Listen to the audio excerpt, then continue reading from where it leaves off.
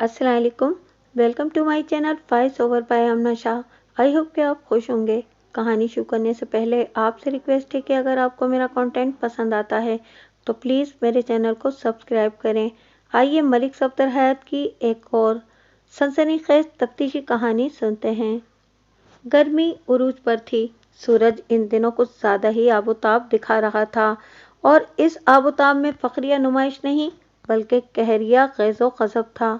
ऐसा महसूस होता था जैसे वो दुनिया वालों की किसी बात पर नाराज़ हो और अपनी खफगी के इजहार में इन पर आग बरसा रहा हो।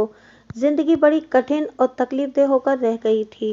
ऐसी ही एक तपती हुई दोपहर में मैं अपने कमरे में बैठा था और थानेदारी के फराइज अंजाम दे रहा था।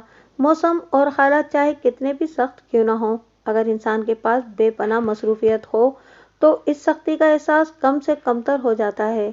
इन दिनों मेरे पास मसरूफियत न होने के बराबर थी और यूं महसूस होता था जैसे इलाके के तमाम जुराइम पेशा अफराद बाजमात हज या उम्रे के लिए इलाका छोड़कर जा चुके हैं। इसलिए भी इस रोज़ मुझे मौसम की शिद्दत का कुछ ज़्यादा ही एहसास हो रहा था। मैं बैठा यही सोच रहा था कि दिन कैसे गुजरेगा कि कुदरत ने मेरे लिए एक काम का इंतज़ाम कर दिया। मेरे अमले के एक एहलकार ने कमरे में आकर इतला दी, मलिक साहब, नवाज भट्टी आपसे मिलने आया है। कौन नवाज भट्टी? मैंने इतला फराहम करने वाले कांस्टेबल से पूछा। कांस्टेबल ने बताया, नवाज इधर हमारे इलाके ही में रहता है। मैं इसे अच्छी तरह जानता हूँ। वो फर्नीचर वगैरह का काम करता है। तुम अगर नवाज भट्टी को अच्छी तरह जानते हो फिर तुम्हें ये भी मालूम होगा कि वो किस काम से आया है।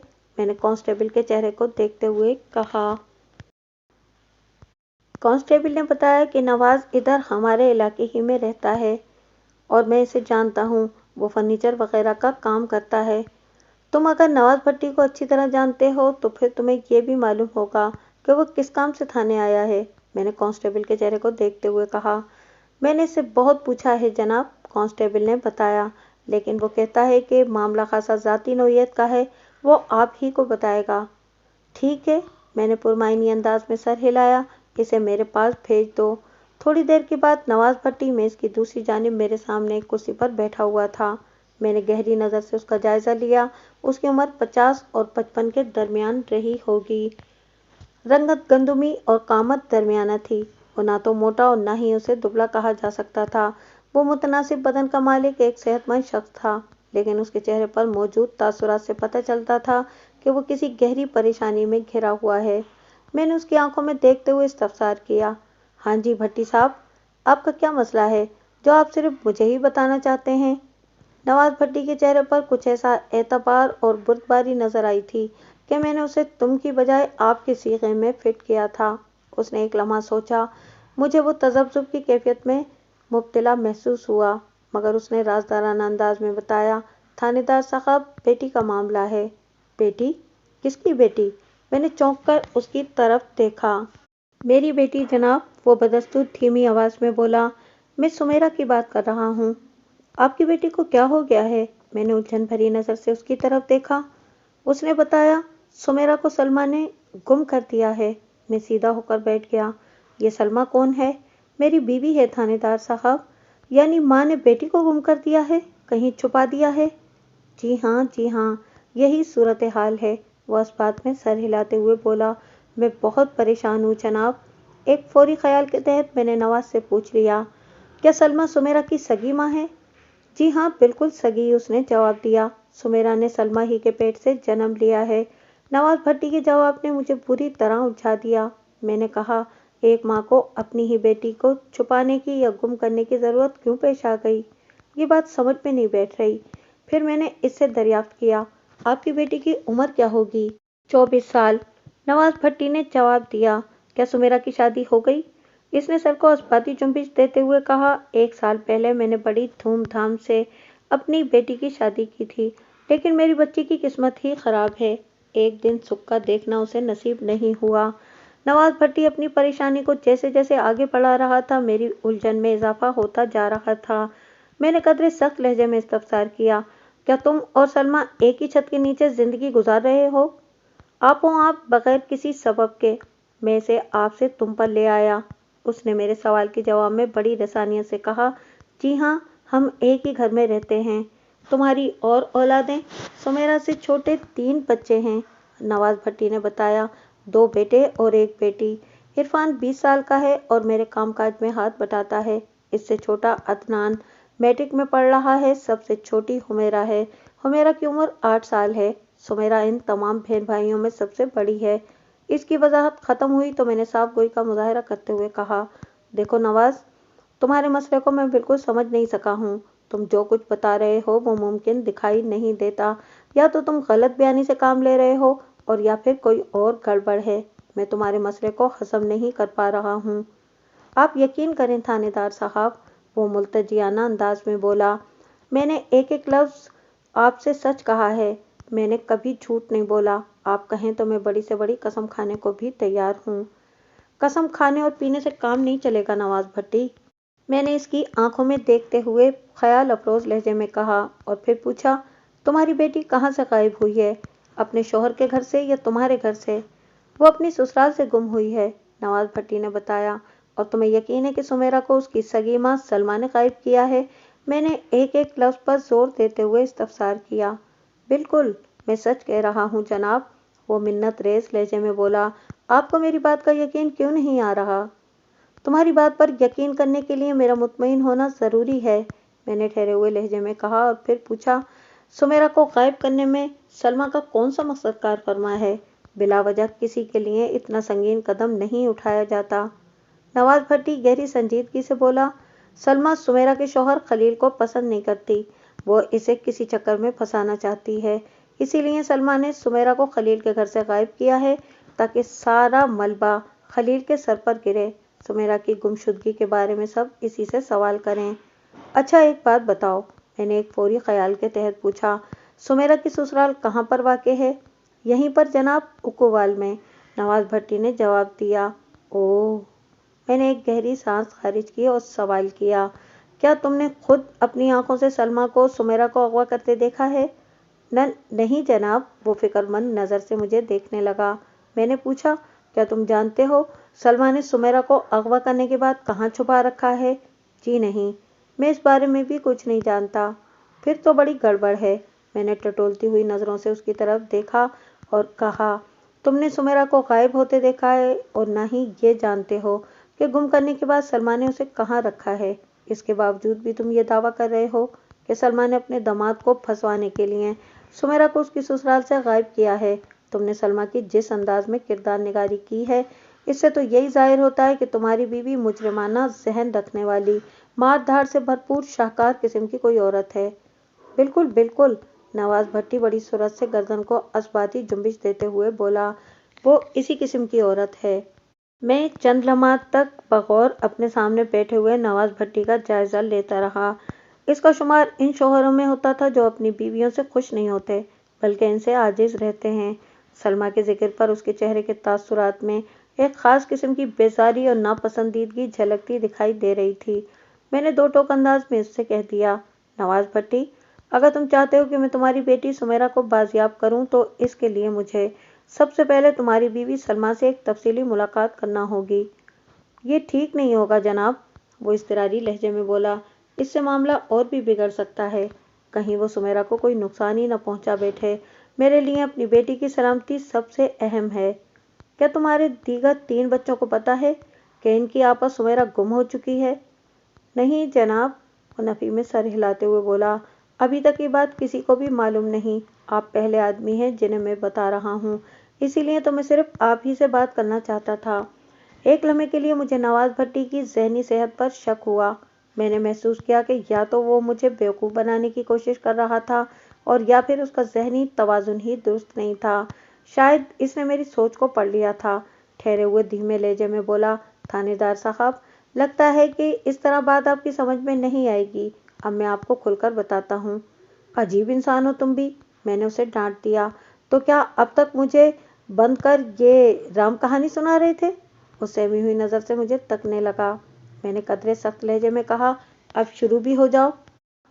یہ کہانی ذرا لمبی اور پیچیدہ ہے، وہ ڈرے ڈرے انداز میں بولا۔ آپ کے پاس وقت تو ہے نا؟ اس کا آخری جملہ سن کر مجھے بے اختیار ہنسی آ گئی۔ وہ ایسی ہی بات تھی جیسے اس وقت کوئی شخص کھلے آسمان کے نیچے کھڑے ہو کر یہ پوچھ رہا ہو، کیا خیال ہے، آج خاصی گرمی محسوس نہیں ہو رہی؟ اگر بارش ہو جائے تو کیسا رہے گا؟ اس کی کتھا سننے کے لیے میرے پاس اس روز وقت کی کوئی کمی نہیں تھی، اس لیے میں نے بڑی فراخ دلی سے کہہ دیا، تم وقت کی پرواہ نہ کرو اور شروع ہو جاؤ۔ نواز بھٹی شروع ہو گیا۔ میں اس کی بیان کردہ کہانی میں سے غیر ضروری باتوں کو حذف کر کے خلاصہ آپ کی خدمت میں پیش کرتا ہوں، تاکہ میرے ساتھ ساتھ آپ بھی اس کیس کے پس منظر سے آگاہ ہو جائیں۔ 1 سال پہلے نواز بھٹی نے بڑی دھوم دھام سے سمیرا کی شادی کی تھی۔ فرنیچر وغیرہ کا اس کا اپنا کام تھا، لہٰذا اس حوالے سے اس نے بڑھ چڑھ کر بیٹی کو جہیز دیا تھا۔ جہیز کے دوسرے آئٹمز بھی پورے لوازمات کے ساتھ شامل تھے۔ نواز کا خیال تھا کہ اس کی بیٹی اپنے سسرال میں خوش و خرم رہے گی، لیکن چند روز بعد ہی اس کا یہ خیال خام ثابت ہو گیا۔ شادی کو ابھی 1 ماہ بھی پورا نہیں ہوا تھا کہ سمیرا روتی دھوتی میکے آ گئی۔ ماں نے اس کے آنسو پوچھتے ہوئے کہا، کیا ہوا بیٹی، کیا کسی نے تم سے کچھ کہا ہے؟ کچھ؟ سمیرا کے آنسو نکل آئے۔ کچھ نہیں، بہت کچھ، میں اس گھر میں اب قدم بھی نہیں رکھوں گی۔ ہوا کیا ہے، کچھ پتہ تو چلے۔ سلمیٰ بے حد پریشان ہو گئی۔ ماں کے اس سوال کے جواب میں سمیرا نے روحاسی آواز میں بتایا کہ اس کی سسرال کسی جہنم سے کم نہیں۔ اس کی ساس نصیرہ بہت ہی چالاک اور مکار عورت ہے، اس نے سمیرا کا جینا دوبھر کر رکھا ہے۔ خلیل پوری طرح اپنی ماں کے اشاروں پر چلتا ہے۔ شادی کے بعد چند روز تک تو وہ ٹھیک ٹھاک رہا، پھر وہ بھی اپنی ماں کا ہم نوا بن گیا۔ دونوں نے مل کر اسے اتنا تنگ کیا کہ وہ واپس آ گئی ہے۔ اس صورتحال نے سلمیٰ کو فکر مند کر دیا۔ اس نے بیٹی سے پوچھا کہ کیا خلیل اور اس کی ماں کو پتہ ہے کہ تم یہاں آئی ہو؟ میں کسی کو بتا کر نہیں آئی، سمیرا آنسو پوچھتے ہوئے بولی۔ میری ساس اس وقت پڑوس میں گئی ہوئی ہے اور خلیل دکان میں بیٹھا ہوا ہے، میں چپ چاپ نکل آئی ہوں۔ نواز بھٹی نے مجھے بتایا کہ سمیرا کی سسرال صرف انہی 2 افراد پر مشتمل، یعنی خلیل اور اس کی ماں نصیرہ بی بی۔ خلیل کا ایک چھوٹا سا کریانہ اسٹور تھا، جہاں وہ دن بھر بیٹھا دکانداری کرتا رہتا۔ کافی عرصے پہلے خلیل کے باپ کا انتقال ہو گیا تھا۔ یعقوب بہت ہی نیک اور شریف انسان تھا۔ سلمیٰ نے سمیرا کی بات سنی اور جوش میں آ گئی۔ میں دیکھتی ہوں ان ماں بیٹے کو آخر ایسی کون سی تکلیف ہے جو وہ تمہیں تنگ کر رہے ہیں، آؤ میرے ساتھ۔ اماں، بڑی گڑبڑ ہو جائے گی، سمیرا نے پریشان لہجے میں کہا۔ وہ بہت کمینگی کریں گے، تم نہ ہی جاؤ تو اچھا ہے۔ میں جاؤں گی نہیں تو مسئلہ کیسے حل ہوگا، سلمیٰ نے جھنجھلاہٹ آمیز انداز میں کہا۔ اسی وقت نواز بھٹی گھر میں داخل ہوا۔ وہ صبح سے اپنی دکان میں کام کر رہا تھا اور کسی ضروری کام سے گھر آیا تھا۔ ماں بیٹی کو سوگوار کیفیت میں بیٹھے دیکھا تو چونک اٹھا۔ اس نے بیوی سے پوچھا، کیا بات ہے سلمیٰ، خیریت سے تو آئی ہے نا؟ نواز بھٹی نے مجھے بتایا کہ وہ اپنے تمام بچوں میں سمیرا کو سب سے زیادہ چاہتا تھا اور وہ بھی اس کا بہت خیال رکھتی تھی، لہٰذا سمیرا کو ماں کے پاس افسردہ بیٹھے دیکھا تو اس کا ماتھا ٹھنک گیا۔ چنانچہ بے چین ہو کر اس نے بیٹی کی خیریت پوچھ لی تھی۔ خیریت نہیں ہے نوازا، سلمیٰ نے جواب دیا، ان ظالموں نے میری بچی کو اپنے گھر سے نکال دیا ہے۔ گھر سے نکال دیا ہے؟ نواز بھٹی نے بڑی حیرت سے یہ جملہ دہرایا۔ مگر کیوں؟ اس نے ایسا کون سا قصور کیا ہے؟ نواز کو اپنی بیوی کے بیان پر اس لیے بھی یقین نہیں آیا تھا کہ ایسے کسی واقعے کے ظہور پذیر ہونے کے دور دور تک امکانات دکھائی نہیں دیتے تھے۔ اسے تعجب اس بات پر تھا کہ ایسا کیسے ہو گیا؟ شادی کو ابھی 1 ماہ بھی پورا نہیں ہوا تھا، پھر سمیرا کے ساتھ ایسا بے رحمانہ سلوک کیوں کیا؟ اسے کس خطا کی سزا دی جا رہی تھی؟ یہ تو تم اپنی لاڈلی ہی سے پوچھ لو، سلمیٰ نے ہاتھ نچاتے ہوئے کہا۔ نواز بھٹی سمیرا کو لے کر الگ کمرے میں بیٹھ گیا اور اسے پوچھنے لگا کہ اس کے ساتھ سسرال میں کیا واقعہ پیش آیا ہے۔ سمیرا نے روتے ہوئے باپ کو شوہر اور ساس کی زیادتیوں سے آگاہ کیا۔ نواز نے اس کی بپتا پوری توجہ سے سنی اور آخر میں اسے دلاسا دیتے ہوئے کہا، ٹھیک ہے، تمہیں کہیں آنے جانے کی ضرورت نہیں، آرام سے گھر میں بیٹھو، میں رات کو خلیل سے خود بات کروں گا، تم فکر نہ کرو، سب ٹھیک ہو جائے گا۔ بیٹی کو تسلی دلاسا دینے کے بعد نواز بھٹی اپنی بیوی کے پاس گیا اور بولا، میں جس کام سے گھر آیا تھا وہ تو ذہن ہی سے نکل گیا، تمہارے پاس میں نے کچھ پیسے رکھوائے تھے نا، وہ دے دو۔ اچانک اس رقم کی کیا ضرورت پڑ گئی؟ سلمیٰ نے پوچھا۔ میں فرنیچر کی تیاری کے لیے جس شخص سے لکڑی لیتا ہوں نا، وہ آیا ہوا ہے، میں نے پچھلا حساب تو صاف کر دیا ہے، لیکن اسے پیسوں کی ضرورت ہے، کہہ رہا ہے کہ اگر میں بندوبست کر دوں تو وہ مال بیچ کر حساب برابر کر دے گا۔ میں نے سوچا کہ اس موقع پر اس کی مدد کرنا فائدے کا سودا ہے۔ آگے چل کر لکڑی کا بھاؤ بڑھنے والا ہے، لیکن اس کا وعدہ ہے کہ وہ آنے والے پورے سال میں ریٹ نہیں بڑھائے گا۔ اس نے سلمیٰ کے پاس جو رقم رکھوائی تھی وہ سلمیٰ نے نکال کر اس کے حوالے کر دی۔ نواز کمرے سے نکلنے لگا تو سلمیٰ نے پوچھا، اس کا کیا کرنا ہے؟ اس کا اشارہ سمیرا کی طرف تھا۔ نواز نے کہا کہ میں نے سمجھا بجھا کر اسے چپ کرا دیا ہے۔ میں رات کو خلیل کے گھر جاؤں گا اور اس سے اس معاملات پر بات کروں گا۔ پتہ تو چلے وہ ماں بیٹا ہماری بچی کے ساتھ ایسا سلوک کیوں کر رہے ہیں، آخر اس کا قصور کیا ہے، اور اگر رات سے پہلے ادھر سے کوئی اسے لینے آ گیا تو؟ سلمیٰ نے سوالیہ نظر سے شوہر کو دیکھا۔ نواز نے کہا کہ تم کسی بھی قیمت پر سمیرا کو جانے نہ دینا۔ اگر خلیل خود آ گیا اور اس نے سمیرا کو اپنے ساتھ لے جانے کی ضد کی تو کیا کروں؟ سلمیٰ نے الجھن زدہ لہجے میں استفسار کیا۔ وہ اس کا خامند ہے، ایسا مطالبہ کر سکتا ہے۔ وہ اس کا خامند ضرور ہے، لیکن میں نے اپنی بیٹی کو اس کے ہاتھ فروخت نہیں کیا، نواز بھٹی نے جذباتی لہجے میں کہا۔ سمیرا کوئی لاوارث اور بے سہارا لڑکی نہیں کہ وہ دونوں اس کے ساتھ جو چاہیں کرتے پھریں۔ میں مر نہیں گیا، زندہ ہوں ابھی۔ وہ لمحے بھر کو سانس لینے کے لیے رکا اور پھر اضافہ کرتے ہوئے بولا، اگر نصیرہ آئے تو تم دو ٹوک الفاظ میں اس سے کہہ دینا کہ میں ان سے بات کرنے کے لیے ان کے گھر آؤں گا، اور اگر خلیل خود سمیرا کو لینے آ جائے تو تم اس کے ساتھ زیادہ سختی سے پیش نہ آنا، بلکہ اسے سیدھا میرے پاس بھیج دینا، میں خود اس سے بات کر لوں گا۔ نواز بھٹی اپنی بیوی کو ہدایات دے کر دکان کی طرف چلا گیا۔ اس نے لکڑی کے بیپاری کو رقم دی، اس سے تھوڑی گپ شپ کی اور رخصت کر دیا۔ اس کے بعد اس نے خود کو کام میں مصروف کرنے کی کوشش کی، لیکن اس کی یہ کوشش بارآور نہ ہو سکی۔ اس کے دل میں سمیرا کی طرف سے جو بے چینی بیٹھ گئی تھی، اس نے نواز کو بے کل کیے رکھا۔ اس کا کسی کام، کسی بات اور کسی بھی شے میں جی نہ لگا۔ ہزار سوچ بچار کے باوجود بھی وہ یہ سمجھنے سے قاصر تھا کہ اچانک حالت نے یہ پلٹا کیوں کھایا۔ شادی سے پہلے تو سب ٹھیک تھا، ان کی منگنی کوئی سال بھر رہی تھی، دونوں پارٹیوں کا ایک دوسرے کے گھر آنا جانا رہا تھا، عید، شب برات اور خوشی کے دیگر مواقع پر ادھر سے وہ تمام تقاضے نبھائے جاتے رہے تھے جو ایسے وقت کے لیے مخصوص ہیں۔ نصیرہ جب بھی ان کے گھر آتی یہی بات کرتی کہ کب وہ لوگ سمیرا کو رخصت کر رہے ہیں۔ وہ سمیرا کو اپنی بیٹی بنانے کے لیے بہت بے چین تھی۔ خلیل کا رویہ بھی بڑا فرما بردارانہ تھا، وہ ایک معقول اور سلجھا ہوا انسان نظر آتا تھا۔ پھر سب کچھ کیوں بدل گیا، وہ بھی صرف 1 ماہ کے اندر اندر؟ نواز بھٹی کے ذہن میں یہ خیال بھی آیا تھا کہ کہیں واقعی اس کی بیٹی کا کوئی قصور نہ ہو، وہ ساس کا مناسب خیال نہ رکھتی ہو یا خلیل کے سامنے زبان چلاتی ہو، چنانچہ انہوں نے اس کے ساتھ برا سلوک کرنا شروع کر دیا۔ ایسے معاملات میں رائی کا پہاڑ بنتے ہوئے دیر نہیں لگتی۔ نواز نے سمیرا کو بڑے لاڈ پیار سے پالا تھا، وہ ان کی پہلی اولاد تھی اور شادی کے 5 سال بعد پیدا ہوئی تھی، لہٰذا اسے والدین خصوصاً نواز بھٹی کی بہت زیادہ محبت اور توجہ ملی تھی۔ نواز جانتا تھا کہ وہ غصے کی تیز اور زبان کی غیر محتاط ہے۔ جو بچے بڑے ناز نخروں سے پروان چڑھتے ہیں ان کی نفسیات میں یہ رنگ آ ہی جاتا ہے۔ انہی وجوہات کی بنیاد پر اس نے سوچا تھا کہ کہیں یہ سمیرا کی زبان درازی اور غصے ہی کا ثمر تو نہیں۔ اس سلسلے میں اس نے کریت کریت کر سمیرا سے پوچھا تھا، لیکن اس کا جواب یہی تھا، نہیں ابا، میں نے ان دونوں کے ساتھ کوئی بدتمیزی نہیں کی، میں نے اس 1 ماہ میں ان ماں بیٹے کا اتنا خیال رکھا ہے جتنا ساری زندگی آپ لوگوں کا نہیں رکھا ہوگا۔ اس جواب کے بعد نواز بھٹی خاموش ہو گیا تھا۔ اسے امید تھی، بلکہ یوں کہیں کہ خوش گمانی تھی کہ اس کے خلیل کے گھر جانے کی نوبت نہیں آئے گی۔ خلیل کو جیسے ہی پتہ چلے گا کہ سمیرا گھر میں نہیں تو وہ اس کی تلاش میں سیدھا نواز کے گھر پہنچے گا اور پھر سلمیٰ اسے نواز کی دکان پر بھیج دے گی، لیکن ایسا کچھ نہیں ہوا۔ ان ماں بیٹے میں سے کسی نے ان کے گھر یا دکان کا رخ نہیں کیا اور شام ہو گئی۔ اس صورتحال نے نواز بھٹی کو تشویش میں مبتلا کر دیا۔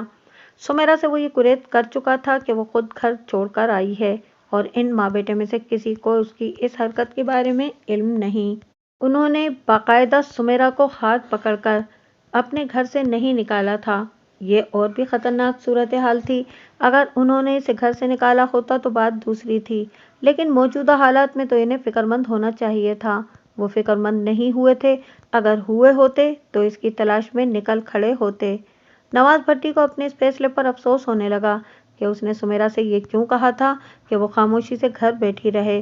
اسے چاہیے تھا کہ وہ اسی وقت خلیل یا اس کی ماں نصیرہ سے جا کر ملتا اور اس معاملے کی تحقیق کرتا کہ وہ لوگ خواہ مخواہ اس کی بیٹی کے ساتھ ظلم و زیادتی کیوں کر رہے ہیں۔ लेकिन उसने बेटी की मोहब्बत और जज्बात में आकर ये अल्फाज कह दिए थे जिस पर अब उसे पछतावा महसूस हो रहा था। वो परेशान तो था ही, इस बात ने उसे गहरी फिक्र में डाल दिया कि नसीरा या खलील में से कोई सुमेरा को पूछने नहीं आया था। इनके शफ़ाक रवैये से तो यही जाहिर होता था कि इन्हें सुमेरा की कोई ज़रूरत नहीं। इस खदशाती सोच ने नवाज भट्टी की परेशानी में कई गुना इजाफा कर दिया। वो अपने दिल में मुख्तलिफ नौइयत के अंदेशे बिठाए और जहन में इम्कानी खतरात जगाए। दुकान बंद करने के बाद खलील की तरफ चला गया। छोटे बेटे सुमेरा से छोटे इरफान को उसने घर भेज दिया था। उग्गूवाल कोई बहुत बड़ा गांव नहीं था कि उसे अपनी दुकान से खलील तक पहुंचने में घंटा आधा घंटा लग जाता। वो सिर्फ 5 मिनट के बाद खलील की दुकान के सामने खड़ा था। खलील की दुकान अभी खुली थी और वो ग्राहकों के साथ मसरूफ था। नवाज भट्टी पर नज़र पड़ते ही वो इसकी तरफ मुतवज्जा हो गया। रस्मी अलेक सलेक के बाद नवाज ने कहा, पुत्र, मैं तुमसे कोई ज़रूरी बात करने आया हूँ।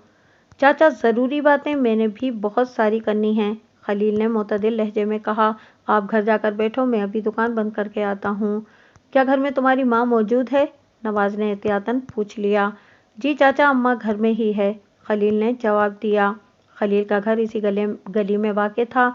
नवाज भट्टी थके हुए कदमों से अपनी बेटी की ससुराल की जानिब बढ़ गया। थोड़ी ही देर के बाद खलील भी घर पहुंच गया। फिर वो तीनों सुमेरा वाले गंभीर मसले के दरमियान में रखकर बैठ गए। इस वक्त वो तीनों इंतहाई संजीदा थे और अपना अपना मौक़िफ़ बयान कर रहे थे। नसीरा ने तो शिकायत का जैसे दफ्तर खोल दिया था। खफकी आमेज़ लहजे में वो कहने लगी, ये भी भला कोई बात है क्या? तुम्हारी बेटी को खाने और सोने के सिवा और कोई काम ही नहीं आता। मेरी बुढ़ी हड्डियां कब तक चूल्हा चक्की और बर्तन झाड़ू करेंगी? मैंने खलील की शादी की थी और ये सोचा था कि अब मुझे भी कुछ आराम मिलेगा, लेकिन लगता है कि आराम मेरे नसीब में ही नहीं। दुनिया जहान का ऐशो आराम तो तुम्हारी बेटी के हिस्से में आया है। वो लम्हे भर को सांस लेने के लिए रुकी, फिर इजाफा करते हुए बोली, कभी किसी काम के लिए कह दूं तो साफ इनकार कर देती है। कहती है कि तबीयत ठीक नहीं। खाने और सोने के वक्त उसकी तबीयत बिल्कुल भली चंगी हो जाती है, बस काम करते हुए मौत आती है। मेरी तो अब थोड़ी सी बची है जिंदगी, मरते जीते गुजार ही लूंगी, लेकिन ये अपने कसम का ख्याल तो रखे ना। नसीरा ने मायनेखेज अंदाज में बात मुकम्मल की तो नवाज भट्टी उलझ कर रह गया। नसीरा ने सुमेरा के हवाले से जो अल्फाज इस्तेमाल किए थे, इन्हें सुनकर तो नवाज का कलेजा छलनी हो गया था, लेकिन वो वहाँ मामले को बनाने आया था, बिगाड़ने नहीं, लिहाजा तलखुतोश को पी गया। खलील की तरफ देखते हुए उसने पूछा, हाँ पुत्र, क्या सुमेरा तुम्हारा ख्याल नहीं रखती? ये क्या बताएगा? तुम मुझसे पूछो नवाज भट्टी, खलील के कुछ बोलने से पहले ही नसीरा ने तंजिया लहजे में कहा। नवाज खलील को छोड़कर नसीरा की तरफ मुतवज्जा हो गया। वो बुरा सा मुंह बनाते हुए बोली, इंसान शादी किस लिए करता है? खुशी की खातिर ना, लेकिन लगता है कि इस शादी के बाद तो मेरे बेटे की पहली खुशियां भी बाकी नहीं रही। तुम्हारी बेटी उसे नई खुशियां क्या देगी? इसे तो सोने से ही फुर्सत नहीं। वो दुकान से थका मांदा घर आता है तो ये इसे सोई हुई मिलती है। खलील को खाना मैं खुद निकाल कर देती हूँ, बस सुबह ये खलील के जागने से पहले उठ जाती है। अब तुम ही बताओ नवाज भट्टी, खलील तुम्हारी बेटी को क्यों शादी करके लाया है? क्या महज इसलिए कि घर में एक फर्द का इजाफा हो जिसे हम हर वक्त सोते और खाते हुए देखते रहें? इसे काम में मसरूफ देखना कभी नसीब ना हो। आखिर खलील की भी कुछ ख्वाहिशें होंगी, ये भी अपनी बीवी से कुछ चाहता होगा, लेकिन तुम्हारी बेटी को ऐसे किसी काम से कोई दिलचस्पी नहीं।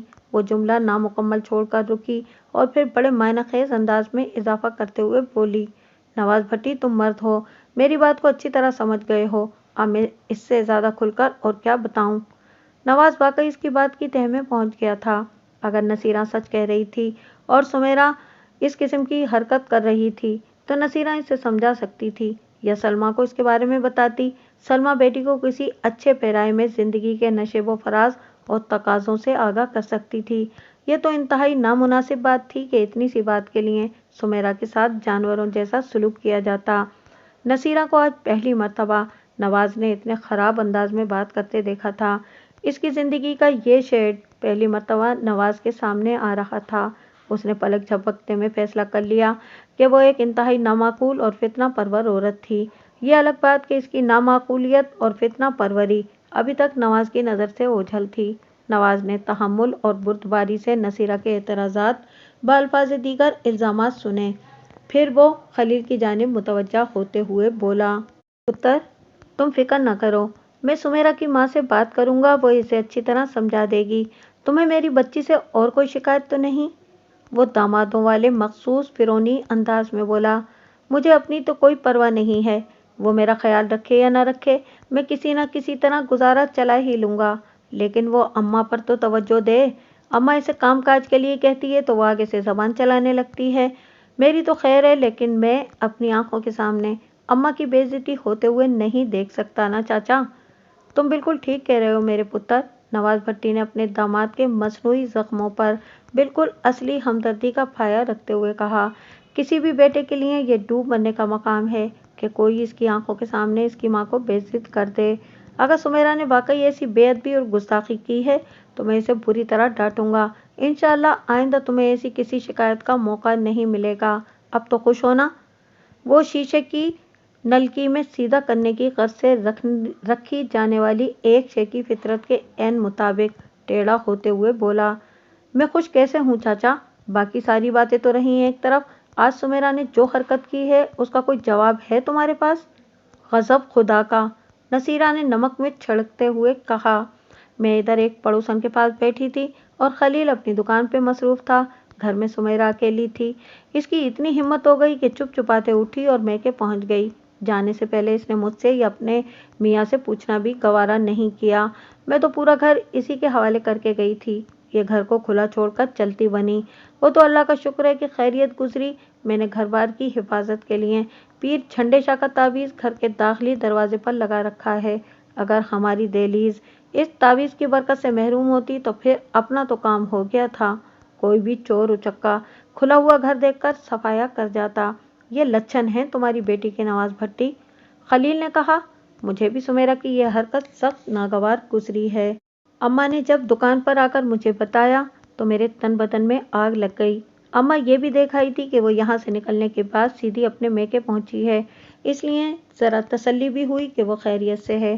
وہ لمحے بھر کو رکا اور پھر اپنی بات کو آگے بڑھاتے ہوئے بولا، اماں نے مجھ سے کہا کہ چلو اسے لے کر آتے ہیں اور پوچھتے ہیں کہ اسے آخر تکلیف کیا ہے۔ میں اس وقت شدید غصے میں تھا، میں نے کہہ دیا کہ کوئی ضرورت نہیں ہے اس کے پیچھے جانے کی، وہ کوئی ہم سے پوچھ کر یا ہمیں بتا کر نہیں گئی، جیسے اپنی مرضی سے گئی ہے ویسے خود ہی آئے گی بھی۔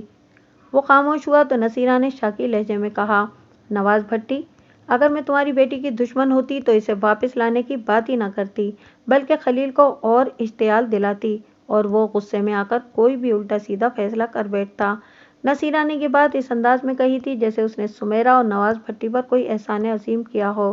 نواز اپنی بیٹی سے بھی اچھی طرح واقف تھا اور سمجھ سکتا تھا کہ سمیرا کس حد تک جا سکتی ہے، لیکن سرے دست اتفاق اور مفاہمت کا مسئلہ درپیش تھا، لہٰذا اس نے ماں بیٹے کی رام کہانی پوری سننے کے بعد کہا، اس بات کے لیے تو میں نے بھی سمیرا کو بہت ڈانٹا ہے کہ وہ تم لوگوں کی اجازت کے بغیر گھر چھوڑ کر کیوں چلی آئی۔ باقی معاملات کے سلسلے میں بھی میں اسے سمجھا دوں گا، سلمیٰ بھی اس کے دماغ کے کیڑے جھاڑ دے گی۔ وہ لمحے بھر کے لیے رکا اور پھر امید بھری نظر سے باری باری ان دونوں کا چہرہ دیکھا اور نہایت ہی مفاہمت بھرے انداز میں کہا، میرا خیال ہے کہ اب تو سمیرا کی طرف سے آپ لوگوں کے دل صاف ہو گئے ہوں گے۔ ٹھیک ہے نواز بھٹی، نصیرہ نے ٹھہرے ہوئے لہجے میں کہا، تم خود چل کر ہمارے گھر آئے ہو، ہم تمہاری بات رکھ لیتے ہیں، تمہارے کہنے پر سمیرا کو ایک موقع دے دیتے ہیں۔ میں نے تو ہمیشہ اسے اپنی بیٹی سمجھا ہے، یہ بات اس کے دماغ میں بھی بیٹھ جائے تو پھر مسئلہ ہی کیا ہے۔ بیٹھے گی نصیرہ، ضرور بیٹھے گی، نواز نے پراعتماد لہجے میں کہا، میں اسے سمجھانے کا وعدہ کر رہا ہوں نا۔ خلیل نے گہری سنجیدگی سے کہا، بس میں تو اتنا چاہتا ہوں کہ وہ اماں کا خیال رکھے، مجھے اور کچھ نہیں چاہیے۔ اس عمر میں اماں سارے گھر کا کام کرتے ہوئے کیا اچھی لگتی ہے، اور اس بیچاری میں اتنی ہمت بھی نہیں ہے۔ نصیرہ نے کہا، ابھی تک تو ہمارے آس پاس والوں کو اس کے جانے کی خبر نہیں، میں نے بہانہ بنا دیا تھا کہ اس کی ماں کی طبیعت ٹھیک نہیں، اسی کو دیکھنے گئی ہے اور اب کل ہی واپس آئے گی، لہٰذا تم صبح اسے بھیج دینا کسی نہ کسی کے ساتھ۔ نواز بھٹی اپنی بیٹی کو اس کے سسرال بھیجنے کا وعدہ کر کے واپس اپنے گھر آ گیا۔ سلمیٰ کو اس معاملے کی بڑی تشویش لگی ہوئی تھی، لہٰذا اس نے آتے ہی شوہر کا انٹرویو شروع کر دیا۔ وہاں جو کچھ پیش آیا تھا نواز نے منوعاً اپنی بیوی کے گوش و گزار کر دیا۔ اس وقت وہ دونوں الگ تھلگ کمرے میں بیٹھے ہوئے تھے۔ پوری بات سننے کے بعد سلمیٰ نے کہا، ان ماں بیٹے کی باقی باتیں تو فضول ہیں، لیکن سمیرا کو وہ تعاون نہ کرنے والا جو معاملہ ہے وہ خاصا تشویشناک ہے۔ اللہ کی بندی، نواز بھٹی نے دھیمے لہجے میں کہا، یہ بات تو تم ہی سمیرا کو سمجھا سکتی ہو، میں اس موضوع پر اسے کیا بات کروں؟ تم فکر نہ کرو، میں سمیرا کو سمجھا دوں گی، سلما نے تسلی آمیز انداز میں کہا۔ بیوی نے اسے تسلی دی اور وہ واقعی بے فکر ہو گیا۔ اگلی صبح ناشتے کے بعد نواز بھٹی خود جا کر بیٹی کو اس کے سسرال چھوڑ آیا اور واپس گھر آ کر سلما سے پوچھا، تم نے سمیرا کو سمجھا دیا تھا نا؟ میں نے اس سے بات کی تھی، وہ متذبذب لہجے میں بولی، لیکن وہ تو کوئی اور ہی کہانی سنا رہی تھی۔ اس کا کہنا ہے کہ خلیل اس کی طرف متوجہ ہی نہیں، اب وہ خود کہاں تک تعاون کرے۔ تم نے اپنا فرض پورا کر دیا ہے، نواز بھٹی نے آسمان کی طرف دیکھتے ہوئے کہا، آگے اللہ مالک ہے، میری تو یہی دعا ہے کہ یہ دونوں نالائق ایک دوسرے کو سمجھ جائیں، اگر ان دونوں میں اتفاق رہے گا تو پھر اس گھر میں کوئی فتنہ، کوئی تنازع کھڑا نہیں ہوگا۔ اللہ تمہاری زبان مبارک کرے نواز، سلما نے دعائیہ انداز میں کہا۔ والدین ہمیشہ اپنی اولاد کی خوشی اور خوشحال مستقبل کے لیے دعا گو رہتے ہیں اور اکثر ان کی دعائیں قبول بھی ہو جاتی ہیں، لیکن سمیرا والے معاملے میں ایسا نہ ہو سکا۔ پتہ نہیں اس میں قدرت کی کیا مصلحت تھی۔ بہرحال مرض بڑھتا گیا جوں دوا کی۔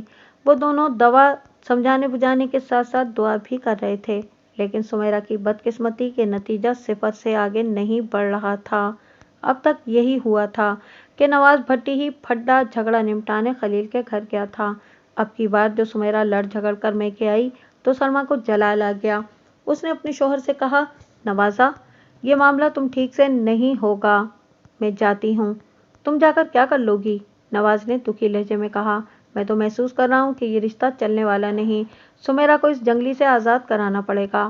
نواز نے جنگلی کا لفظ ادا کرتے ہوئے دانت کچکچائے تھے، کیونکہ اس مرتبہ میکے آنے پر سمیرا نے بتایا تھا کہ خلیل نے اسے بری طرح زد و کوب کیا ہے۔ ہلکی پھلکی مار پیٹ کی خبریں سننے کو ملتی ہی رہتی تھیں اور اسے معمولی بات سمجھ کر نواز اور سلما نے نظر انداز کر دیا تھا، لیکن اس دفعہ سمیرا نے ماں کو اپنی پشت دکھائی، جہاں خلیل کے تشدد کے نشانات سب تھے۔ اس وحشی نے غصے میں آ کر نائلون کی بٹی ہوئی رسی سے سمیرا کو مارا تھا۔ نواز نے اپنی آنکھوں سے وہ نشانات تو نہیں دیکھے تھے، تاہم سلما نے اسے جو کچھ بتایا تھا وہ اس کے قلب و جگر کو چھلنی کر دینے کے لیے کافی تھا۔ وہ اس رشتے کے حوالے سے اتنا دل برداشتہ اور مایوس ہو گیا تھا کہ اسے ختم کرنے کے بارے میں سوچ رہا تھا۔ وہ جنگلی ہے تو ہمیں بھی اس سے نمٹنے کے لیے جنگلی بننا پڑے گا نواز، وہ شوہر کی آنکھوں میں دیکھتے ہوئے پھنکاری۔ میں اب اسے معاف نہیں کروں گی، اس نے ہماری شرافت سے بہت زیادہ ناجائز فائدہ اٹھا لیا ہے، تم دیکھنا میں اسے ٹھیک کر دوں گی۔ نواز کا دل بھی اپنے داماد کی طرف سے بہت تپا ہوا تھا۔ اس نے کہہ دیا، ٹھیک ہے سلما، تم جاؤ اور خوب روب داب سے بات کرنا، کسی سے ڈرنے کی ضرورت نہیں۔ وہ ہماری بیٹی کو چھوڑتا ہے تو چھوڑ دے، اب مجھے اس بات کی ذرا بھی پرواہ نہیں، میں نے خود کو ذہنی طور پر ہر قسم کے حالات کے لیے تیار کر لیا ہے۔ سلما بڑے طمطراق سے گئی اور 2 گھنٹے کے بعد واپس آ گئی۔ اس کے چہرے پر کامیابی کے مخصوص تاثرات چمک رہے تھے۔ نواز بھٹی نے اس سے پوچھ لیا، کیا رہا؟ سب ٹھیک ہو گیا، سلما نے مضبوط لہجے میں جواب دیا۔ سب ٹھیک کیسے ہو گیا؟ نواز نے الجھن زدہ نظر سے بیوی کی طرف دیکھا۔ وہ فخریہ انداز میں سینہ پھلاتے ہوئے بولی، میں نے کہا تھا نا، میں حالات کو سیدھا کر دوں گی۔ اللہ کی بندی، تمہاری کوئی بات میری سمجھ میں نہیں آ رہی، نواز نے متذبذب انداز میں کہا، کچھ بتاؤ تو صحیح، وہاں کیا حالات پیش آئے، کیا کیا باتیں ہوئیں؟ میں نے زیادہ لمبی چوڑی بات ہی نہیں کی، سلما نے عام سے لہجے میں کہا، میں نے خلیل کو زندگی کے اتار چڑھاؤ کے بارے میں بڑے اچھے انداز میں سمجھا دیا ہے اور اللہ کا شکر ہے کہ میری بات اس کے پلے بھی پڑ گئی ہے۔ اس نے وعدہ کیا ہے کہ اب وہ ہماری بیٹی کو بہت خیال رکھے گا اور آئندہ ہمیں کسی شکایت کا موقع نہیں دے گا۔ یہ تو کمال ہو گیا، نواز نے بے یقینی سے اپنی بیوی کی طرف دیکھا، مجھے تو یقین ہی نہیں آ رہا وہ اتنی آسانی سے تمہاری بات مان گیا۔ اس موقع پر اس کی ماں منہ میں گھنگھنیاں ڈالے بیٹھی رہی تھی، اس نے کوئی لقمہ، کوئی کوسنا نہیں دیا۔ میں خلیل کے گھر تھوڑی گئی تھی، سلما نے سنجیدگی سے کہا۔ پھر؟ نواز بھٹی نے چونک کر اس کی طرف دیکھا۔ سلما نے ٹھہرے ہوئے لہجے میں کہا، اگر میں اس کے گھر جاتی تو اس کی منحوس ماں نصیرہ سے واسطہ پڑتا، وہ شیطان بڈھی کوئی نہ کوئی ایسی بات ضرور کرتی کہ ایک نیا فتنہ اٹھ کھڑا ہوتا، لہٰذا وہ لمحے بھر کو سانس لینے کے لیے رکی اور پھر اپنی بات مکمل کرتے ہوئے بولی، لہٰذا میں سیدھی خلیل کی دکان پر گئی، میں نے وہیں 5-10 منٹ اس سے بات کی اور گھر آ گئی۔ اللہ اللہ خیر صلاح۔ 5-10 منٹ بات کی؟ نواز نے حیرت بھرے لہجے میں دہرایا۔ لیکن تم تو پورے 2 گھنٹے کے بعد واپس آئی ہو، سلمیٰ نے وضاحت کرتے ہوئے بتایا۔ میں گھر سے نکلی اور سیدھی پیر جھنڈے شاہ کے مزار پر گئی۔ میں نے وہاں بیٹھ کر سمیرا کے لیے بہت دعائیں کی ہیں۔ جب میرے دل کو تسلی ہو گئی تو میں اٹھ کر خلیل کی دکان کی جانب روانہ ہو گئی۔ وہ دکان پر موجود تھا اور گاہکوں کا رش بھی نہیں تھا۔ میں نے طریقے سلیقے سے بات کی تو وہ سمجھ گیا۔ آج رات کو وہ خود سمیرا کو لینے آئے گا۔ تم نے تو جیسے جادو سا کر دکھایا ہے سلمیٰ، وہ توصیفی نظر سے بیوی کو دیکھتے ہوئے بولا۔ لیکن پتہ نہیں کیوں میرے دل میں ایک خدشہ سا بیٹھا ہوا ہے۔ کس قسم کا خدشہ نواز؟ یہی کہ خلیل تو مان گیا ہے مگر اس کی ماں کوئی گڑبڑ نہ کر دے۔ ایسا کچھ نہیں ہوگا نواز بھٹی، پروسوک لہجے میں بولی۔ خلیل نے مجھ سے وعدہ کیا ہے کہ وہ اپنی ماں کو نہ صرف سمجھائے گا بلکہ کنٹرول میں بھی رکھنے کی کوشش کرے گا۔ اللہ کرے ایسا ہی ہو، نواز بھٹی نے آسمان کی طرف دیکھتے ہوئے کہا۔ وہ گمبھیر لہجے میں بولی، انشاءاللہ ایسا ہی ہوگا۔ اس رات خلیل ان کے گھر آیا۔ وہ اپنے ساتھ مختلف قسم کے پھل فروٹ بھی لایا تھا۔ اس نے ساس سسر کے ساتھ بڑے ادب اور نرمی سے بات کی۔ عرفان، عدنان اور حمیرہ کے ساتھ بھی بڑی محبت سے پیش آیا۔ وہ سمیرا کے ساتھ ہنس ہنس کر باتیں بھی کرتا رہا۔ رات کا کھانا اس نے انہی کے ساتھ بیٹھ کر کھایا اور اس کے بعد سمیرا کو لے کر اپنے گھر چلا گیا۔ سمیرا کی شادی کے بعد یہ پہلا موقع تھا جب خلیل ایسے خوشگوار موڈ میں دکھائی دیا تھا۔ اس شادی کو اب کم و بیش 6 ماہ گزر گئے تھے۔ نواز بھٹی دل ہی دل میں اللہ کا شکر ادا کر رہا تھا کہ اس کی بگڑتے بگڑتے بن گئی۔ وہ سمیرا سے بے پناہ محبت کرتا تھا۔ کوئی بھی باپ یہ نہیں چاہتا کہ اس کی بیٹی کا گھر اجڑ جائے، لیکن وہ اپنی آنکھوں کے سامنے اپنے جگر گوشے کو ہلکان اور لہو لعان ہوتے ہوئے بھی نہیں دیکھ سکتا تھا۔ نواز نے کسی نازک موقع پر اگر یہ سوچا تھا کہ ایسے رشتے سے تو بہتر ہے کہ سمیرا گھر ہی میں بیٹھ جائے، تو اس سوچ کے پیچھے بھی محبت کا جذبہ ہی کار فرما تھا۔ وہ اپنی بیٹی کو اذیت و تکلیف میں مبتلا نہیں دیکھ سکتا تھا، لیکن اب ایسا نظر آ رہا تھا جیسے سب ٹھیک ہو گیا ہو۔ حالات نے اچانک بہتری کی جانب پلٹا کھایا تھا اور دیکھتے ہی دیکھتے سب ٹھیک ہو گیا تھا۔ اس کی کایا پلٹ میں اللہ کی مہربانی کے علاوہ سلمیٰ کا بھی غالب ہاتھ تھا۔ یہ سب اسی کی کوششوں کا نتیجہ تھا۔ رات کو تنہائی میسر آتے ہی اس نے بیوی سے پوچھ لیا، اللہ کی بندی، یہ تو بتاؤ کہ تم نے خلیل پر ایسا کون سا جادو چلایا ہے؟ مجھے تو ابھی تک اپنی آنکھوں اور کانوں پر یقین نہیں آ رہا۔ وہ معنی خیز لہجے میں بولا، میں نے اس پر محبت کا جادو چلایا ہے۔ ایسا جادو مجھ پر چلانے کی تو کبھی توفیق نہیں ہوئی تھی۔ نواز بھٹی نے بیوی کی بات کو مذاق سمجھتے ہوئے مذاق ہی کے رنگ میں کہہ دیا۔ وہ آنکھیں دکھاتے ہوئے بولی، جھوٹ مت بولو بھائی، کوئی تمہاری بات کا یقین نہیں کرے گا۔ کیا مطلب؟ تم کہنا کیا چاہ رہی ہو؟ وہ الجھ کر پوچھ بیٹھا۔ وہ بدستور معنی خیز لہجے میں بولی، میں نے تم پر محبت کا جادو چلایا ہے اور بڑھ چڑھ کر چلایا ہے۔ اس کا ثبوت ہمارے یہ 4 بچے ہیں۔ آج تم کچھ زیادہ ہی شریر نہیں ہو رہی ہو، نواز بھٹی نے اس کی آنکھوں میں دیکھتے ہوئے کہا۔ لگتا ہے کہ سمیرا کی وجہ سے تم کچھ زیادہ ہی خوش ہو۔ تو کیا تم خوش نہیں ہو؟ مجھ سے زیادہ بھلا اور کون خوش ہو سکتا ہے؟ سلمیٰ ایک دم سنجیدہ ہو گئی۔ پھر ٹھہرے ہوئے لہجے میں بولی، نواز، دل سے دعا کرنا، میں نے سمیرا کی خوشیوں کی خاطر جو کوشش کی ہے اس کا اثر ہمیشہ قائم و دائم رہے۔ میں نے یہ اندازہ لگا لیا ہے کہ خلیل محبت کی زبان آسانی سے سمجھ لیتا ہے۔ مجھے امید ہے اب سمیرا کی زندگی میں کوئی اور طوفان نہیں آئے گا۔ اللہ کرے ایسا ہی ہو، نواز بھٹی نے دعائیہ انداز میں کہا۔ ویسے جہاں تک تم نے خلیل کی عادت اور فطرت کا ذکر کیا ہے تو میں نے بھی ہر بار اسے پتر کہتے ہوئے محبت سے بات کی ہے، لیکن پتہ نہیں میری یہ محبت اور لجاجت اس پر اثر انداز کیوں نہیں ہوئی۔ تم محبت کی بات بھی لٹ مار انداز میں کرتے ہو نواز بھٹی، سلمیٰ نے اسے گھورا۔ وہ خفگی آمیز انداز میں بولا، تم تو ایسا نہ کہو سلمیٰ، ایسا میں ہی کہہ سکتی ہوں۔ وہ ایک ایک لفظ پر زور دیتے ہوئے بولی، کیونکہ مجھ سے زیادہ تمہیں اور کوئی نہیں جانتا۔ اچھا بھائی، جیسے تمہاری مرضی، نواز نے بات ختم کرنے والے انداز میں کہا۔ سلمیٰ چند لمحے خاموش نظر سے اسے گھورتی رہی، پھر سمجھانے والے انداز میں بولی، اب تک جو ہوا سو ہوا۔ میرا ایک مشورہ ہے کہ پچھلی ساری باتوں کو ذہن سے نکال دو۔ خلیل پٹی پر آ گیا ہے، اب اسے پٹی پر ہی رہنا چاہیے۔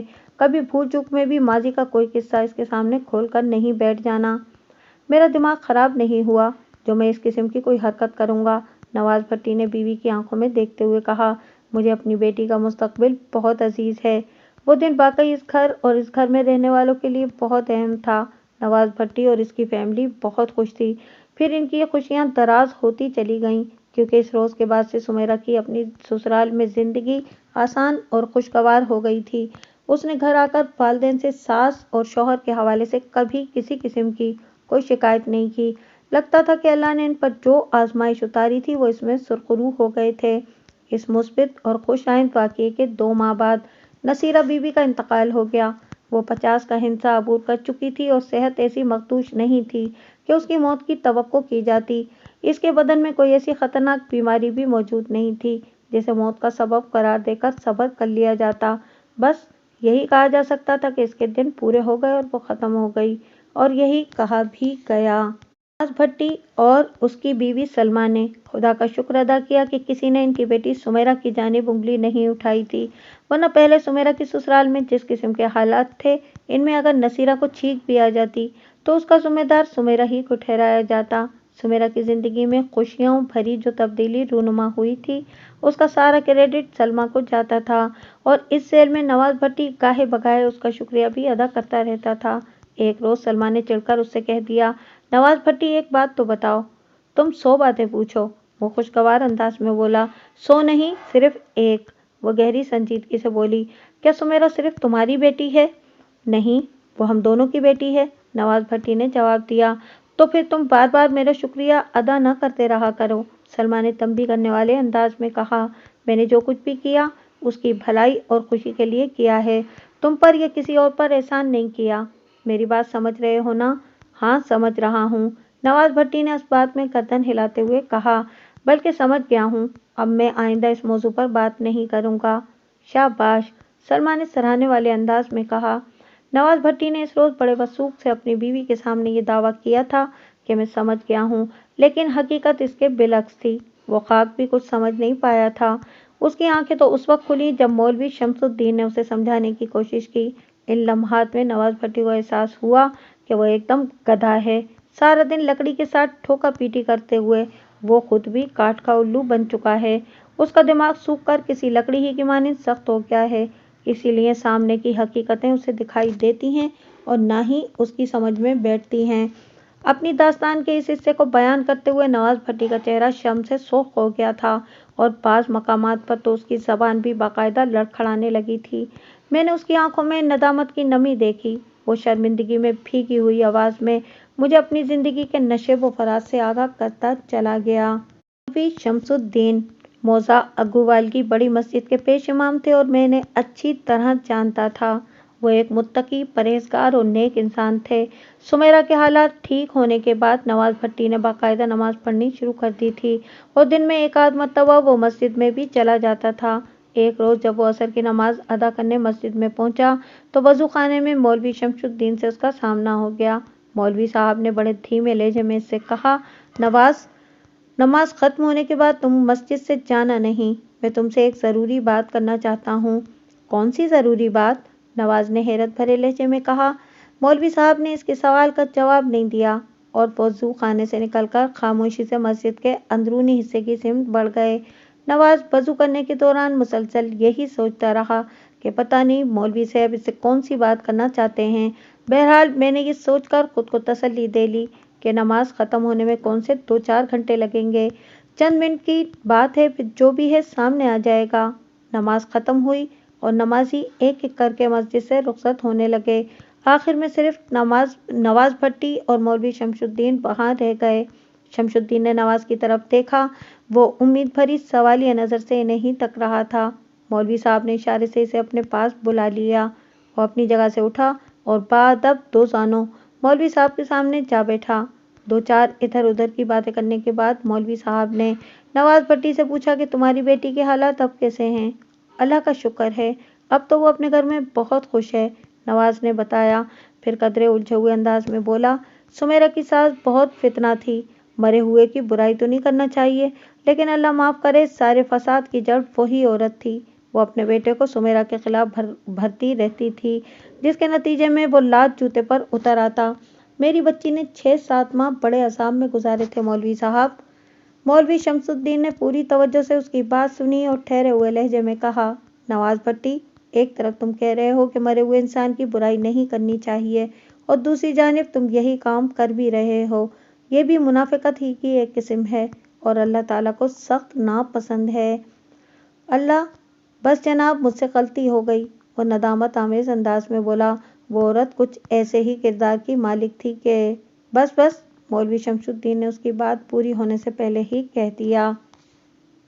दूसरों पर कीचड़ उछालने से पहले इंसान को अपने गिरेबान में ज़रूर झांक लेना चाहिए और कीचड़ उछालने के बाद एक नज़र अपने हाथों को भी मुलाहिजा कर लेना चाहिए। मौलवी साहब के सख्त और दो टोक अंदाज ने नवाज भट्टी को गहरी तशवीश में डाल दिया। इसे फौरन महसूस हो गया कि कहीं कोई गड़बड़ है। क्या गड़बड़ है, ये उसकी समझ में ना आ सका। लिहाजा उसने मौलवी साहब ही से पूछ लिया, मौलवी साहब, मैं आपकी बात का मतलब नहीं समझ सका।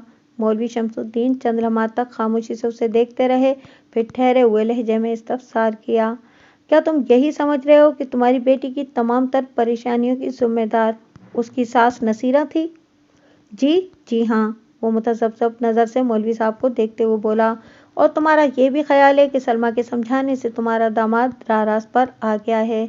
मौलवी साहब ने बदस्तूर उसकी आंखों में देखते हुए पूछा। जी, हालात से तो यही जाहिर होता है। नवाज भट्टी बुरी तरह उलझ गया था।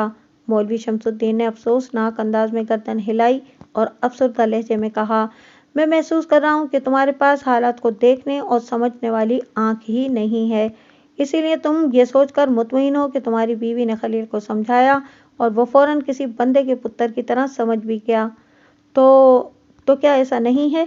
नवाज भट्टी की उलझन बढ़ती ही गई। शमसुद्दीन ने कहा, अफसोस कि मुझे बहुत बाद में तुम्हारे हालात के बारे में पता चला, वरना मैं बहुत पहले तुम्हें मुत्तला कर चुका होता। मैं महसूस कर रहा हूँ कि तुम दोनों मियाँ बीवी अगरचे एक ही छत के नीचे जिंदगी गुजार रहे हो, लेकिन इसके बावजूद भी एक दूसरे से बहुत दूर हो। मौलवी साहब, नवाज की बर्दाश्त जवाब दे गई। उसने मिन्नत रेज लहजे में कहा, खुदारा आप मुझे खुलकर बताएं कि आपको कौन से तल्ख हकाइक से आगाही हुई है। मेरा जहन इस वक्त बिल्कुल काम नहीं कर रहा। मैं ये अंदाज़ा लगाने से कासिर हूँ कि आपका इशारा किन मामलात की तरफ है। तुम ठीक कहते हो नवाज भट्टी, मैं भी यही महसूस कर रहा हूँ कि तुमसे खुलकर बात होनी चाहिए। मौलवी साहब ने सोच में डूबे हुए लहजे में कहा, मियाँ बीवी गाड़ी के दो पहियों की मानिंद होते हैं। अगर ये तय करदा फासले पर रहते हुए एक दूसरे के कदम से कदम मिलाकर चलते हैं तो जिंदगी की गाड़ी बड़े हमवार अंदाज में आगे बढ़ती रहती है। मैं ज़हनी फासले की बात कर रहा हूँ, वरना जिस्मानी तौर पर तो तुम एक दूसरे के करीब हो ही। वो लम्हे भर को रुका और फिर अपनी बात को आगे बढ़ाते हुए बोला, अगर मियाँ बीवी के दरमियान ज़हनी फासला बढ़ जाए तो फिर यही पहिए इस गाड़ी की तबाही का पेशखेमा साबित होते हैं, जिसे खींचने पर मामूर हों। तुम्हारे साथ भी कुछ ऐसा ही हो रहा है। तुम ज़हनी तौर पर अपनी बीवी से बहुत दूर हो, इसीलिए तुम्हें मालूम नहीं कि तुम्हारी बीवी की माजी में क्या सरगर्मियाँ रही हैं और आजकल वो कौन कौन से गुल खिलाती फिर रही है। नवाज भट्टी की कनपट्टियाँ सुलगने लगीं। उसकी समझ में ये तो आ रहा था कि मौलवी शमसुद्दीन का इशारा जिंदगी के कौन से मामले की तरफ है, लेकिन इस बात ने उसके जहन को बुरी तरह उलझा दिया था कि ऐसा कब, कैसे और क्यों हो गया। वो इसी उलझी हुई सोच के साथ पूरी तवज्जो से शमसुद्दीन की बात सुनता रहा। तुम्हें अच्छी तरह याद होगा, तुम सुमेरा की शादी खलील से करने के लिए तैयार नहीं थे। मौलवी शमसुद्दीन ने ठहरे हुए लहजे में अपनी बात को आगे बढ़ाया, लेकिन सलमा का इसरार था कि खलील अच्छा लड़का है, सुमेरा के लिए बहुत मुनासिब रहेगा। बिलाखिर तुम इसकी जिद के आगे मजबूर हो गए थे। वो लम्हे भर को सांस लेने के लिए रुके और फिर सिलसिला कलाम को जारी रखते हुए बोला, वो सलमा की जिद या इसरार नहीं था, बल्कि इसकी मजबूरी थी। इस पर बहुत ज़्यादा दबाव था खलील का। वो इस बात के लिए सलमा को मजबूर कर रहा था कि सुमेरा की शादी इससे कर दी जाए, लेकिन सलमा दिल से ऐसा नहीं चाहती थी, क्योंकि वो खलील पर बहुत मेहरबान रही थी। नवाज भट्टी ने चौंक कर बेयकीनी से मौलवी शमसुद्दीन की तरफ देखा, लेकिन ज़बान से कुछ नहीं बोला। मैं समझ रहा हूँ इस वक्त तुम्हारे दिमाग में कौन सा सवाल हलचल मचा रहा है नवाज भट्टी। मौलवी साहब ने उसकी आंखों में देखते हुए कहा, तुम्हें मेरे इंकिशाफ पर हैरत इसलिए हो रही है कि तुम अपनी बीवी से बहुत ज़्यादा सहनी फासले पर सांस ले रहे हो। सलमा की उम्र 40 से ज़्यादा है, लेकिन वो 30-32 से ज़्यादा की नज़र नहीं आती। इस पर खुदा ने उसे अच्छा रंग रूप भी दे रखा हैगा, इसलिए وہ تمہاری بیوی ہے۔ گھر کی مرغی چونکہ دال برابر ہوتی ہے، اس لیے تم نے اس پر زیادہ توجہ نہیں دی ہوگی، لیکن یاد رکھو دوسرے گھر کی دال بھی انسان کو مرغی سے زیادہ لذیذ اور دلچسپ محسوس ہوتی ہے۔ وہ اس کی کشش میں گھر کو کوئی نہ کوئی کارنامہ سر انجام دینے کی فکر میں رہتا ہے۔